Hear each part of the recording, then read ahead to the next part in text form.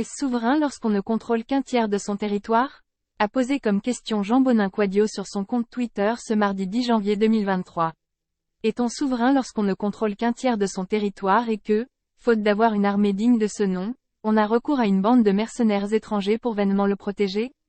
Pourquoi parler de souveraineté? A demandé Jean Bonin-Quadio. Les souverainistes des temps nouveaux exècrent toute forme d'opposition démocratique. Leurs opposants, lorsqu'ils ne sont pas jetés en prison, sont pourchassés jusque sur leur lieu d'exil. Y a-t-il encore une opposition au Mali, Burkina et en Guinée? A-t-il ajouté. Notons que le ministre malien des Affaires étrangères Abdoulaye Diop a indiqué, mardi 25 octobre 2022, que le régime de Bamako dominé par les militaires était prêt à restaurer ses relations avec Paris, à condition que les autorités françaises respectent sa souveraineté, et de ses choix stratégiques.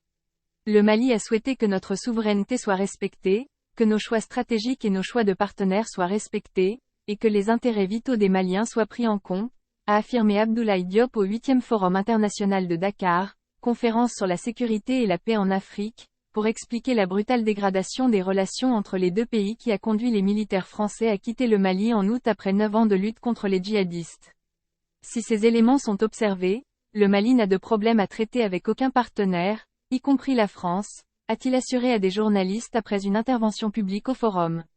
Soulignons que les militaires aujourd'hui au pouvoir avaient fait de l'échec sécuritaire d'Ibrahim Boubacar Keïta un point d'appui pour orchestrer son départ, en organisant un coup d'État contre le président élu en 2021.